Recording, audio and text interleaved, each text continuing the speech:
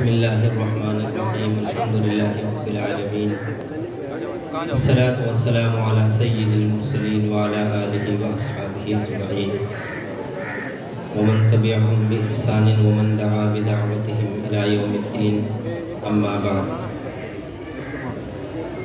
اللهم صل على سيدنا محمد وعلى آل سيدنا محمد وبارك وسلم اللهم صل على محمد النبي الأمي وعلى آله وأصحابه أجمعين يا رب صل وسلم دائما أبدا على حبيبك خير الخلق كلهم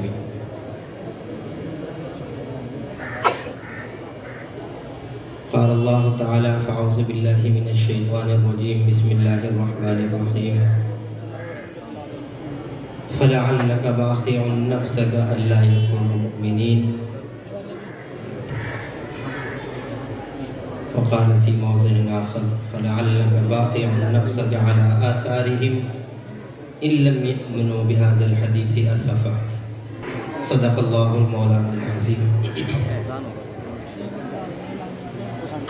معزز حضرات علماء کرام،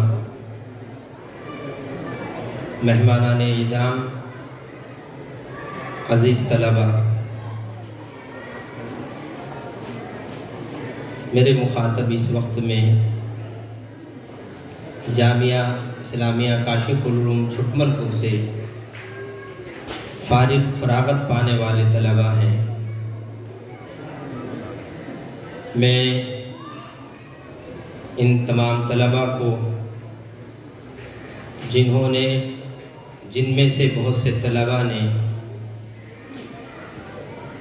3 سال، کسی نے 1 سال، کسی نے 5 سال، بہت سے طلبہ نے 7 سال تک، 8 سال تک جامعہ حاضہ میں زیر تعلیم رہ کر اپنی تعلیم کا یہ سلسلہ مکمل کیا. کچھ بچے ابتدا سے شروع ہوئے، حفظ کلام اللہ کی تکمیل سے سعادت حاصل کی. کچھ طلبہ حفظ کلام اللہ کی سعادت کے بعد شعبہ تجوید سے فراغت حاصل کر کے آج وہ قراءت کی سند لے رہے ہیں، قاری بن رہے ہیں. اور کچھ طلبہ وہ ہیں جنہوں نے ایک طویل سلسلہ سفر کا، اپنا طویل ترین سفر عالمیت کا پورا کرنے کے بعد دورہ حدیث شریف عالمیت اور فضیلت کی سند حاصل کی ہے. میں ان تمام طلبہ کو، تمام اساتذہ کرام، اپنے تمام اراکین جامعہ کی طرف سے، اپنے اراکین شورا کی طرف سے اور اپنے محبین اور مخلصین کی طرف سے مبارکبادی پیش کرتا ہوں. اللہ ان حضرات کے لیے اس فراغت کو مبارک فرمائے. حقیقت یہ ہے کہ آج کا جو یہ فراغت کا موقع ہوتا ہے، یہ خوشی کا بھی موقع ہوتا ہے اور غمی کا بھی موقع ہوتا ہے. خوشی سے معنی کیا ہے کہ ہمارے طلباء نے ایک علمی لمبا سفر طے کر کے مکمل جد و جہد کے ساتھ، بڑی محنت اور جانفشانی کے ساتھ اپنا ایک سفر مکمل کیا ہے. اور جس مقصد کے لیے یہ طلبہ یہاں آئے تھے، انہوں نے اس منزل کو پا لیا ہے. اس پر خوشی ہے. انسان جس مقصد کے لیے قدم اٹھائے، وہ مقصد پورا ہو جائے تو اس پر خوشی حاصل ہوتی ہے. اسی کے ساتھ ساتھ ان طلبہ کا ہمارے ساتھ ایک لمبے زمانے تک ہمارے ساتھ بس ان کی نشست و برخاست رہی، اٹھنا بیٹھنا رہا. ہمارے ساتھ ایک پریوار کی طرح مل کر رہے. باپ اور بیٹوں کا تعلق جیسے ہوتا ہے، ایسے اساتذہ کا اور ان طلباء کا ایک روحانی تعلق رہا. حقیقت یہ ہے کہ آج ان کو الوداع کہتے ہوئے میری زبان لڑکھڑا رہی ہے، میری آنکھوں میں آنسو چھلکنا چاہتے ہیں. ابھی میں کل ایک پانڈولی مدرسے میں تھا، وہاں ایک استاذ ابھی چند دن پہلے ان کی اہلیہ کا انتقال ہوا، نوجوان استاد ہیں، مجھ سے بھی 5 سال کم عمر ہے، وہ ملے تو میں نے ان کو سینے سے لگایا، مجھ سے کہنے لگے کہ بھائی شریک حیات کی یادیں دل سے نکلتی نہیں ہیں، جدائی پر ایک احساس ہے۔ میں نے اس وقت میں ان کو یہ کہا کہ جس طرح کا تمہیں احساس اپنی بیوی کے وفات پر ہو رہا ہے، یقین کے ساتھ کہتا ہوں کہ اس طرح کا ملا جلا کم و بیش کچھ یہ دل کی بے چینی اور یہ جذبات اور یہ احساسات مجھے ان طلباء کی جدائی پر مجھے غم ہو رہا ہے کہ جو کل ہمارے یہاں سے فراغت حاصل کریں گے۔ میرے عزیز طلباء، میں ایک انتظامی حیثیت سے آپ کے ساتھ اور تدریسی حیثیت سے بھی جڑا رہا۔ انتظامی حیثیت سے بہت ساری چیزیں جو آپ کی طبیعت کے موافق نہیں ہوتی ہیں، آپ کی طبیعت کی آزادی کے مطابق نہیں ہوتی ہیں، انتظامی حیثیت سے ان کو کنٹرول کرنے کے لیے کچھ سخت اور سست بھی کہا جاتا ہے۔ خدا کی قسم، میں نے کبھی کسی طالب علم کو، اور میں نے ہی نہیں، آپ کے کسی بھی استاذ نے آپ کو کبھی اس لیے نہیں ڈانٹا ہوگا کہ آپ نے موبائل کیوں نہیں دیکھا، آپ کو اس لیے سزا نہیں دی ہوگی کہ آپ نے نماز کیوں پڑھی، آپ کو کبھی اس لیے غصے کا آپ کے سامنے اظہار نہیں کیا ہوگا کہ آپ درسگاہ میں حاضر کیوں ہوئے۔ کبھی بھی کسی بھی طرح کی زجر و توبیخ ہوئی ہے صرف آپ کی بھلائی کے لیے۔ آپ اگر مسجد میں پہلی صف میں نہ ملے، تھوڑی تنبیہ کی گئی، درسگاہ میں کبھی کسی گھنٹے میں غیر حاضر ہوئے تو تنبیہ کی گئی، کوئی بھی چیز جو آپ کے خیر خواہی اور بھلائی کی ہو سکتی تھی اسی کے لیے آپ کے اساتذہ نے آپ کو تنبیہ کی ہے۔ پھر بھی اگر کچھ تنبیہ کرنے میں اونچ نیچ ہو گئی ہو، اللہ کے لیے معذرت خواہ ہیں، ہماری طرف سے جو بھی آپ کو تکلیف پہنچی ہو معاف فرمائیں۔ پھر مبارکبادی پیش کرتے ہیں، اور آپ کے تمام والدین کے لیے بھی مبارکبادی پیش کرتا ہوں۔ اللہ اس سلسلے کو اور اس آپ کے فارغ ہونے کو آپ کی زندگی کے لیے برکت بنائے۔ دیکھیے وقت بہت کم ہے، میں اپنے ساتھیوں سے کچھ باتیں کرنا چاہوں گا۔ میرے مخاطب صرف میرے ساتھی ہیں، طلباء ہیں جو فراغت حاصل کر کے جا رہے ہیں۔ آج آپ کے سر پر جو ان علماء کرام نے، ہمارے اکابرین نے، نیک اور صالح شخصیات نے جو ایک دستار فضیلت رکھی ہے، یہ محض فخر کے لیے یا محض چند گھنٹوں کی نمائش کے لیے نہیں ہے، یہ ایک عظیم منصب کی ذمہ داری آپ کو دی گئی ہے۔ آپ یہ سمجھیے کہ منصب بہت نازک ہے مگر ذمہ داریاں بہت اہم ہیں۔ منصب جو آپ کو دیا جا رہا ہے کہ آپ قرات سے فارغ ہو کر قاری ہو گئے ہیں، آپ عالمی فضیلت سے فارغ ہو کر آپ فاضل اور عالم بن گئے ہیں، یہاں آپ کا یہ سلسلہ ختم نہیں ہو گیا۔ اگر فراغت کا یہ مفہوم ذہن میں ہے کہ آج ہم تعلیم سے فارغ ہو گئے تو یہ مفہوم غلط ہے۔ آج آپ تعلیم سے فارغ نہیں ہوئے، فراغت کی پگڑی آپ کو نہیں دی جا رہی ہے، یہ بات اچھی طرح ذہن میں بٹھائیں۔ آج آپ کو ایک ذمہ داری کی پگڑی دی جا رہی ہے، آج سے آپ کا اصل تعلیمی سلسلہ آج سے شروع ہو رہا ہے۔ آپ فارغ نہیں ہوئے، آپ کو علم حاصل کرنے کی آج کنجی دی جا رہی ہے، چابی دی جا رہی ہے، اور آپ کو ایک راہ بتائی جا رہی ہے کہ علوم اسلامیہ سے اگر آپ مستفید ہونا چاہتے ہیں تو آپ 7 سال میں جو ہم نے آپ کو چلنے کا طریقہ دیا ہے آج ہم آپ کو مطمئن ہو چکے ہیں آپ سے کہ آپ اس طریقے کو سمجھ گئے ہیں کہ ان علوم اسلامیہ سے آپ کو کیسے فائدہ اٹھانا ہے اور ان میں کیسے مہارت حاصل کرنی ہے اور ان میں کیسے آگے بڑھ کر امت تک ان کو پہنچانا اور اشاعت اسلام کے لیے ہمیں لگنا ہے۔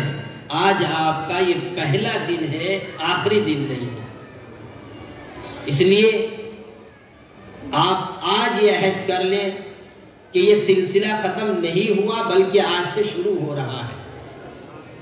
آج آپ ایک نور لے کے یہاں سے جا رہے ہو۔ علم کو نور کہا گیا، العلم نور، صلی اللہ علیہ وسلم نے اس علم کو نور سے تشبیہ دی ہے۔ اس کا مطلب یہ ہوا کہ علم نور ہے، آپ اس علم کی شمع ہے۔ اگر شمع بجھ گئی، نور نہیں، تاریکی پھیلے گی۔ نور پھیلانے کے لیے، اجالا پھیلانے کے لیے شرط ہے کہ شمع پہلے خود پگھلے، شمع پہلے اپنے کو جلائے، تب اس سے روشنی ہوتی ہے۔ آج آپ عہد کر لیجئے کہ ہمیں ایک شمع بنا کر، ایک مشعل بنا کر امت کی رہبری کے لیے ان اکابرین، ان اساتذہ نے تیار کیا ہے۔ عہد کیجئے اس جلسے سے کہ انشاءاللہ ہم پوری زندگی علوم اسلامیہ کے لیے پگھلیں گے اور اس لو کو، علوم اسلامیہ کی اس لو کو مدھم نہیں پڑنے دیں گے۔ کوشش کریں گے کہ ہمارا فقہ بھی اعلیٰ سے اعلیٰ ہو، کوشش کریں گے کہ ہم علم حدیث میں بھی اور آگے ایک سے ایک بڑھ کر ہم میں زیادہ سے زیادہ کوشش کر کے فن حدیث کی اور اس کا مطالعہ کر کے ہم احادیث کے ذخیرے کو اپنے سینوں میں لائیں گے۔ ہم تفسیر میں بھی جائیں گے، ہم ادب کی لائن سے بھی جائیں گے، ہر لائن سے ہم اتنی محنت کریں گے اور اپنے کو اتنا پگھلا دیں گے کہ جیسی امت کو ضرورت ہے نور کی اس روشنی سے، ویسی روشنی ہم اپنی ذات سے پیدا کر دیں۔ ارادہ کریں گے انشاءاللہ۔ دوسری بات جو بہت اہم بات ہے، آج آپ کو جو ذمہ داری دی جا رہی ہے، ایک طرف علوم اسلامیہ میں مہارت پیدا کرنا، ان میں گہرائی اور گہرائی پیدا کرنا اور ان میں اور زیادہ آگے بڑھ کر علوم اسلامیہ کو کھنگالنا۔ اسی طرح دوسری طرف آج امت کی اصلاح و تربیت کی ذمہ داری بھی آپ کے کندھے پر آ رہی ہے۔ دیکھیے، میں اپنے طلباء سے یہ بات کہوں گا کہ امت کا اور آپ کا، علماء کا ایک گہرا رشتہ ہے۔ کیسے بھی پرخطر سے پرخطر حالات ہو، کیسے بھی گرا سے گرا دور آ جائے اور کتنا بھی اپنی اسلامی تعلیمات سے کوئی مسلمان دور کیوں نہ ہو، مگر اس کے دل میں مدارس اسلامیہ میں بیٹھنے والے، پڑھانے والے حاملین قرآن، یہ اساتذہ، یہ علماء اور حفاظ، ان کے اوپر جو اعتماد ہے اور ان سے جو عقیدت اور محبت ہے، اس کو بتانے کی ضرورت نہیں۔ عوام ہمارے اوپر اعتماد کرتی ہے، عوام ہماری زندگی پر اعتماد کرتی ہے، عوام ہمارے چلنے پھرنے پر اعتماد کرتی ہے، عوام ہمارے بولنے پر بھی اعتبار کرتی ہے، اعتماد کرتی ہے۔ عوام سمجھتے ہیں اور واقعی وہ ان کی تمنا بھی رہتی ہے کہ ہمارے علماء، ان کے دلوں میں یہ بات ہے کہ یہ غلط نظریں نہیں ڈال سکتے ہیں، یہ غلط چال نہیں چل سکتے ہیں۔ آپ نے دیکھا بھی ہوگا کہ اگر کسی عالم دین یا حافظ سے کبھی کوئی چوک ہو گئی تو پوری امت کو اس کی تکلیف ہوئی، حالانکہ وہ گناہ امت میں اس سے بڑھ کر کرنے والے موجود ہوتے ہیں، مگر اس گناہ کے کرنے والوں کو بھی تکلیف ہوتی ہے کہ ہمارے رہبران ملت اور علماء سے یہ کیسے چوک ہو گئی۔ گویا کہ وہ آپ پر پر اعتماد ہے، آپ سے اور آپ پر اس دنیا کے معاملات میں اعتماد کرتے ہیں۔ جب آپ پر اعتماد ہے میرے ساتھیوں، میری آپ سے درخواست ہے کہ زندگی میں اس اعتماد کو ٹوٹنے مت دینا، وہ عمل مت کرنا کہ جس سے علماء اور عوام کے درمیان میں خلیج پیدا ہو جائے۔ یہ اعتماد ہی ہے جو یہاں تک ہمیں لے کر آیا ہے۔ میرے پاس وقت نہیں ہے، نبی پاک صلی اللہ علیہ وسلم نے جب غار حرا سے آ کر سب سے پہلے اپنے گھر میں تذکرہ کیا اپنی چہیتی بیوی حضرت خدیجہ الکبریٰ رضی اللہ تعالی عنہا کے سامنے کہ میں غار حرا کے اندر تھا، اسی طرح میرے سامنے فرشتہ آیا، اس نے مجھے چند آیتیں اللہ کے کلام کی وہی میرے اوپر نازل کی اور مجھے بشارت ملی کہ میں اس امت کا نبی ہوں۔ حضرت خدیجہ الکبریٰ رضی اللہ تعالی عنہا نے، چہیتی بیوی نے ذرا بھی دیر نہیں لگائی، فوراً آپ کی ذات پر ایمان لیا، آپ کی رسالت پر ایمان لیا۔ حضرت ابوبکر صدیق رضی اللہ تعالی عنہ کو معلوم ہوا، فوراً ایمان لے آئے۔ حضرت زید رضی اللہ تعالی عنہ اگرچہ غلامیت کی زندگی سے نکل رہے تھے یا تھے، وہ بھی ایمان لے آئے۔ حضرت علی رضی اللہ تعالی عنہ بچے بچپنے کی زندگی میں تھے، ٹانگیں بھی اس وقت صحیح جب چلنے کی ہمت نہیں کر پا رہی تھی، فوراً ایمان لے آئے۔ یہ ایمان لانا کس بنا پر تھا؟ کیا اماں جان نے اس لیے ایمان قبول کیا تھا کہ میرے شوہر کا فرمان ہے؟ ابو بکر صدیق رضی اللہ تعالی عنہ نے کیا اس لیے ایمان قبول کر لیا تھا کہ میرے دوست ہیں؟ نہیں، قرآن پاک میں اس کا نقشہ کھینچا گیا ہے، یعرفونہ کما یعرفون ابناءہم۔ اے نبی، یہ آپ کی ذات پر اتنا اعتماد رکھتے ہیں جیسے کسی کو اپنے بیٹوں کے اوپر اعتماد ہوتا ہے۔ وہی ایک اعتماد تھا آپ کی صداقت کا، آپ کی امانت کا، آپ کی اخلاقی زندگی کا۔ جس تک بھی یہ بات پہنچتی رہی، اگر اس نے انکار بھی کیا تو اناد کے اندر انکار کیا۔ قرآن پاک کہتا ہے کہ وہ پہچانتے تھے، جانتے تھے، ان کی بات کی صداقت کو مانتے تھے، لیکن کچھ بات تھی کہ جس کی وجہ سے نہیں مان رہے تھے، اور جن کے اندر جن کے پاس جو سلیم الطبع طبیعت لیے ہوئے تھے وہ فوراً ایمان لا رہے تھے۔ اصل چیز وہ اعتماد تھا جو آپ صلی اللہ علیہ وسلم نے 40 سال کی زندگی میں اپنی صداقت اور امانت کا، اپنے اخلاقیات کا لوگوں کے دلوں پر اور لوگوں کے اندر ایک اعتماد پیدا کیا۔ پھر اس اعتماد کا فائدہ کیا ہوتا ہے؟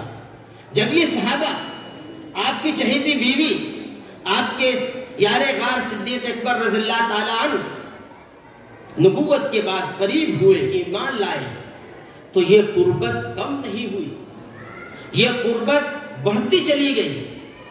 ہر روز جو قریب ہوا تو قریب ترین ہوتا چلا گیا۔ خدیجہ الکبریٰ نے پورا مال اسلام پر لٹا دیا، اس معنی کرنے کہ میرے شوہر کا ایک دین ہے، نہیں، رسالت پر ایمان لا کر، آپ کی ذات پر ایمان لا کر اپنا پورا مال دولت لٹایا۔ جو قریب تھا وہ قریب ترین ہوتا چلا گیا۔ پوری زندگی میں آپ صلی اللہ علیہ وسلم کی آپ بتا نہیں سکتے ہیں کہ آپ صلی اللہ علیہ وسلم نے کسی کو قریب کیا ہو پھر وہ ہٹ کے دور ہو گیا ہو، آپ کے اخلاقیات سے متنفر ہو کر، آپ کی زندگی سے متنفر ہو کر، آپ کے پیغام سے متنفر ہو کر نہیں، تھوڑا سا قریب ہوا، پھر گہرائی سے آپ صلی اللہ علیہ وسلم کی زندگی کو دیکھا، قربت بڑھتی چلی گئی، بڑھتی چلی گئی، بڑھتی چلی گئی۔ میرے پیاروں، آپ وارث نبی بنے ہو۔ میرے فارغین طلبہ، آپ کو وارث انبیاء کہا جاتا ہے۔ آج نبی کی وراثت آپ کو دی جا رہی ہے۔ بخاری کی آخری حدیث پڑھا کر پوری احادیث کی سند آپ کو دی جا رہی ہے۔ 8 سالہ ایک کورس آپ کو پڑھا کر تفسیر و فقہ اور حدیث کا، آج آپ کو نبی کی وراثت آپ کے سر پر پکڑی کی شکل میں سجائی جا رہی ہے۔ آپ کی زندگی بھی وہ ہو کہ جو آپ سے قریب ہو تو قریب ترین ہوتا چلا جائے، آپ کی زندگی کو دیکھ کر کوئی آپ سے اور اسلام سے دور نہ ہو۔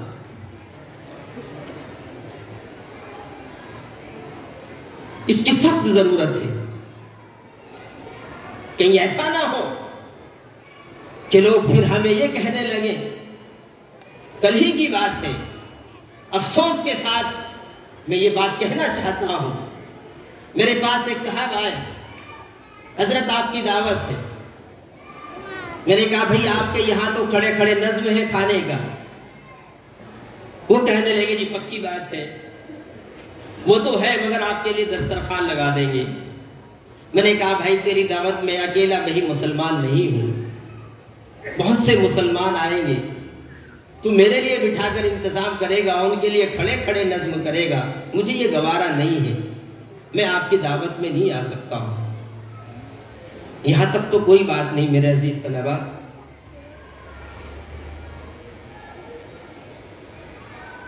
انہوں نے جو بات کہی، حالانکہ وہ بات میں کہتا ہوں کہ 100% غلط ہوگی. غصے میں مجھ سے کہنے لگے کہ آپ ہی کی حلق سے نیچے لقمہ نہیں اترتا، 15 مولوی میرے یہاں کھانا کھا لیں گے آ کر. یہ بات میں ان کی نکارتا ہوں، غلط کہتا ہوں. یہ انہوں نے اپنی بھڑاس نکالنے کے لیے میرے اوپر ایک الزام رکھا. میں اپنے طلباء سے کہتا ہوں کہ خدا را اپنی زندگی کو ایسا مت بنائیے گا، آپ کے اخلاق سے لوگ متاثر ہوں، آپ کی زندگی کو دیکھ کر لوگ قریب آئیں، اسلام کو سمجھیں. آپ اپنا ماحول، سب سے پہلے میں آپ سے یہ کہوں گا کہ آپ کسی اللہ والے کی جوتیوں میں اپنے کو ڈال دیجیے. یہ وقت آپ کے لیے بہت نازک وقت ہے. سیدنا حضرت شاہ عبد القادر جیلانی رحمت اللہ علیہ کا ایک مقولہ مجھے یاد آیا. ایک مرتبہ نے فرمایا علماء سے خطاب کرتے ہوئے، اے علماء کی جماعت، فارغ ہونے کے بعد اپنے کو کسی اللہ والے کی جوتیوں میں ڈال دیا کرو. کسی اللہ والے کے ہاتھ پر ہاتھ دے کر اپنی نسبت رسول اللہ صلی اللہ علیہ وسلم کی روحانی نسبت سے جوڑ لیا کرو. یہ علمی نسبت ہے جو آپ کو مل رہی ہے، یہ الفاظ ہیں علم کے جو آپ کو ملے ہیں. اس علم سے ایک نور نکلتا ہے، اس علم سے ایک روحانیت آتی ہے. اس روحانیت کے ساتھ بھی جڑنا پڑتا ہے.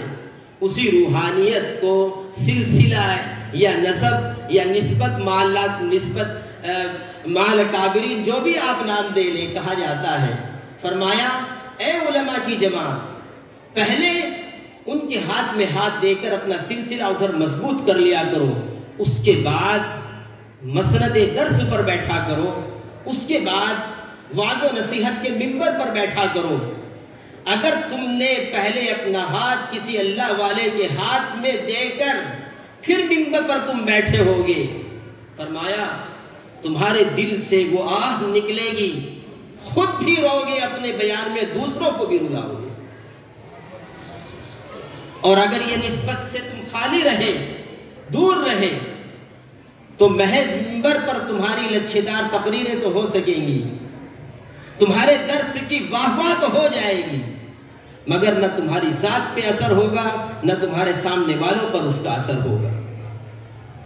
اس لیے میں اپنے طلباء سے کہوں گا اور عوام سے بھی یہ بات کہوں گا کہ اصلاح کے لیے ایک ہی جگہ ہے، وہ ہے اللہ والوں کی جوتیاں، خانقاہوں کا نظام.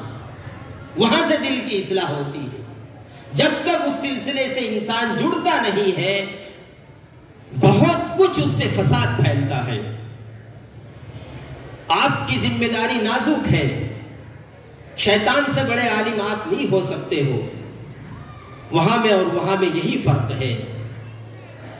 آپ اپنے کو جوڑ دیجئے، دل کی اصلاح کیجئے، پھر ایک ایک خدا کی قسم امام غزالی بنے گا تم میں سے، سیدنا عبد القادر جیلانی کی شکل میں آئے گا، مفتی مظفر حسین صاحب رحمت اللہ علیہ کی شکل میں آئے گا، حضرت مولانا علی میاں رحمت اللہ علیہ کی شکل میں دوبارہ زندہ نظر آؤ گے، حضرت رائے پوری رحمت اللہ علیہ کی شکل میں دوبارہ زندہ نظر آؤ گے. انشاءاللہ جڑیں گے.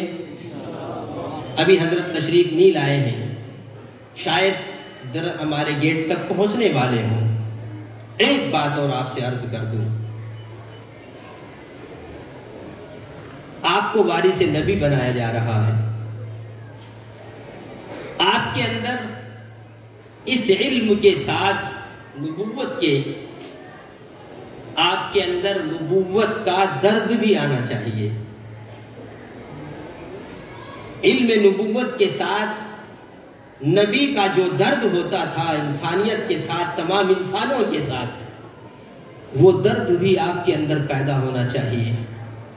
قرآن پاک کی جو آیت میں نے تلاوت کی، فَلَعَلَّكَ بَاخِعٌ نَفْسَكَ عَلَىٰ آثَارِهِمْ إِن لَّمْ يُؤْمِنُوا بِهَٰذَا الْحَدِيثِ أَسَفًا فَلَعَلَّكَ بَاخِعٌ نَفْسَكَ أَلَّا يَكُونُوا مُؤْمِنِينَ۔ نبی پاک صلی اللہ علیہ وسلم پوری انسانیت کے بری خواہ تھے، خیر خواہ تھے، ہمدرد تھے۔ وہاں یہ پیمانہ نہیں تھا کہ یہ میرا ہے یا غیر کا ہے، وہاں یہ پیمانہ نہیں تھا کہ یہ مسلمان ہو گیا اور نہیں ہوا۔ پوری انسانیت کے لیے آپ صلی اللہ علیہ وسلم اپنے دل میں ایک درد رکھتے تھے۔ کسی طرح کی کوئی عداوت آپ کے سینے میں نہیں تھی۔ آپ کو معلوم ہے فتح مکہ میں کتنی مرتبہ آپ نے یہ واقعات اپنی تقریروں میں بیان کیے، اس کو میں دہرا دیتا ہوں۔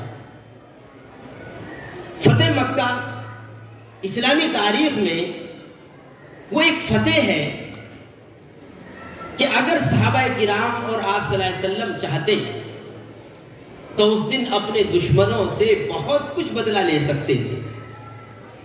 آپ کو معلوم ہے، میں تاریخ میں جانا نہیں چاہ رہا ہوں، وہ الفاظ یاد دلانا چاہتا ہوں کہ ایک صحابی کے ہاتھ میں آپ صلی اللہ علیہ وسلم نے جھنڈا دیا، علم اسلام دیا، جو بھی پہچان تھی اپنی۔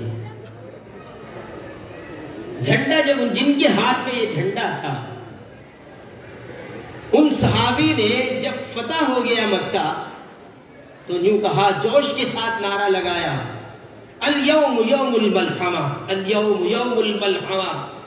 ارے آج تو قتل و غارت گری کا، آج تو بدلہ لینے کا دن ہے، آج تو بدلہ لینے کا دن ہے، آج تو بدلہ لینے کا دن ہے۔ فتح مکہ 8 ہجری میں ہوا ہے۔ اس سے پہلے آپ صلی اللہ علیہ وسلم نے مکے کی زندگی کی تکلیفیں اٹھائیں، ہجرت کر کے مدینہ پہنچے، پھر وہ پورا 8 سالہ دور جو جنگوں کے درمیان آپ کا گزرا، آپ کے قریبی شہید ہوئے، وہ ساری تاریخ ذہن میں رکھو۔ وہ صحابی جوش میں جھنڈا لے کر جو کہتے ہیں آج تو بدلہ لینے کا دن ہے۔ سنو میرے فارغ ہونے والے طلبہ، آپ صلی اللہ علیہ وسلم نے جب ان صحابی کا یہ جذبہ دیکھا، بلایا، پہلے تو جھنڈا ہاتھ سے لے لیا گیا اور جو فرمایا کہ نہیں، الیوم یوم المرحمہ، الیوم یوم المرحمہ، آج بدلے کا دن نہیں، آج رحمت کا دن ہے، آج معاف کرنے کا دن ہے۔ یہ تھی وہ انسانیت کی تڑپ، یہ تھی وہ انسانوں سے محبت نبی کی، کہ آپ بدلہ لینا نہیں چاہتے تھے، آپ چاہتے تھے کہ یہ سب کے سب راہیاب ہو جائے، کسی طرح دائیں اسلام میں آ کر جنت میں جانے والے بن جائیں۔ اکرمہ ابو جہل فتح مکہ کے وقت نکل گیا، ان کی بیوی بہکا پھسلا کر لے آئی، وہ ایمان لا چکی تھی، آپ صلی اللہ علیہ وسلم کے سامنے حاضر ہو گئے۔ کون ہے اکرمہ؟ اکرمہ آپ کو معلوم ہے کون ہے؟ کس کے بیٹے ہیں اکرمہ؟ ابو جہل کے بیٹے اکرمہ ہیں۔ وہ ابو جہل کہ جس کو بچہ ہمارا جانتا ہے کہ وہ نبی پاک صلی اللہ علیہ وسلم کا کٹر دشمن تھا، اسلام کا سب سے بڑا دشمن ابو جہل، ان کا بیٹا، اس کا بیٹا حضرت اکرمہ، جو ابھی تک حضرت نہیں بنے تھے، صحابی نہیں بنے تھے، ابھی تک اسلام میں داخل نہیں ہوئے تھے، سامنے آتے ہیں۔ فتح کا دن ہے کہ آج ابو جہل کی بہت ساری سختیوں کا بدلہ ان کے بیٹے سے لیا جا سکتا ہے۔ کیا کیا تھا نبی نے؟ بدلہ لیا؟ کیا کیا تھا؟ میں بتاتا ہوں، یاد ہے آپ کو مگر یاد دلاتا ہوں۔ آگے بڑھے آپ صلی اللہ علیہ وسلم اور آگے بڑھ کر اس دشمن کے بیٹے کو سینے سے لگا لیا۔ اپنے سینے سے لگا لیا. پھر وہ صحابی بنے, حضرت اکرمہ رضی اللہ تعالی عنہ بنے. میرے فارغ ہونے والے طلبہ, انسانیت کا یہ درد اپنے اندر یہاں سے لے کر اٹھو. یہ پگڑی نہیں ہے, بڑی اہم ذمہ داری ہے. نبوت کا درد لے کر یہاں سے جاؤ.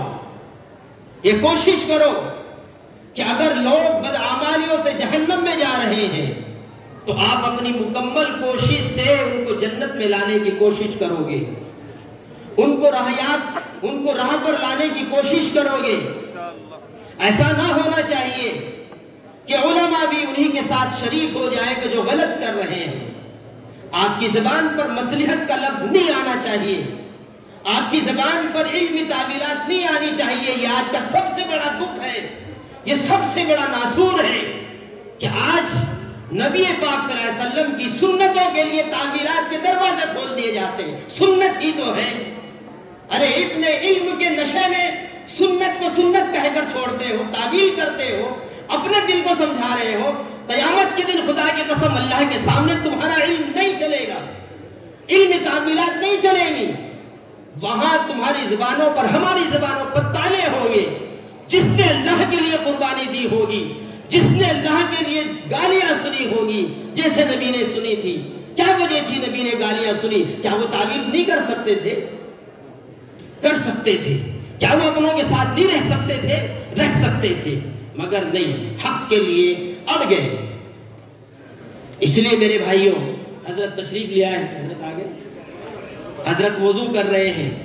میری یہ باتیں تھی, یاد رہیں گی انشاءاللہ. اپنے کو فارغ تو نہیں سمجھو گے, شمع کی طرح پگھلو گے, اخلاقیات بہتر کریں گے, کسی اللہ والے کے ہاتھ میں اپنا ہاتھ دیں گے, امت کا درد لے کر اٹھیں گے. سب سے آخر میں جب تک حضرت یہاں تک آتے ہیں, آپ رات میں اٹھ کر, اللہ نے آپ کو نبی کا وارث بنایا ہے. نبی کا کام جس طرح دن بھر امت کو سمجھا کر راہیاب کرنا تھا, راہ پر لانا تھا, اسی طرح پوری رات مصلی پر رہ کر امت کی ہدایت کے لیے دعا مانگنا تھا.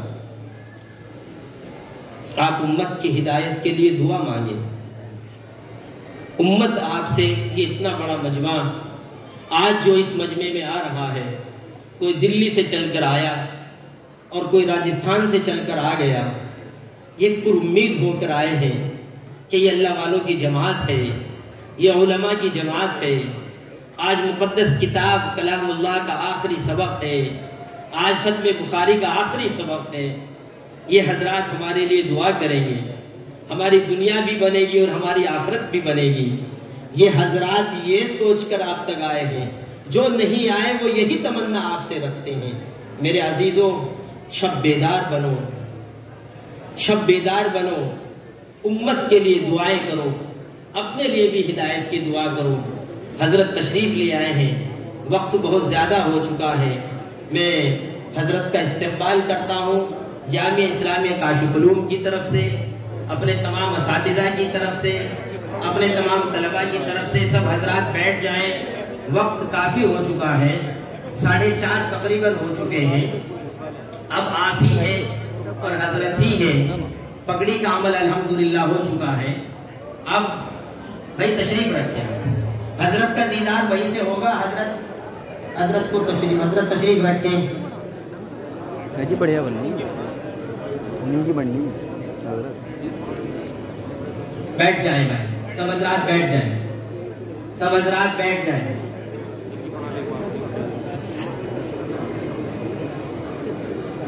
حضرت سبق پڑھانے کے بعد پھر آپ کے لیے تشریف لے آئے. مبارک ہو حضرت کی آمد.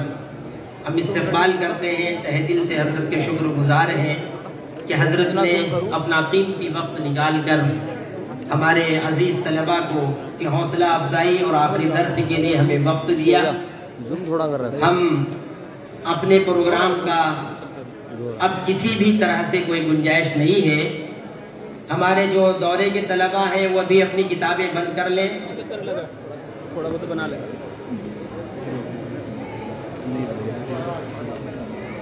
نہیں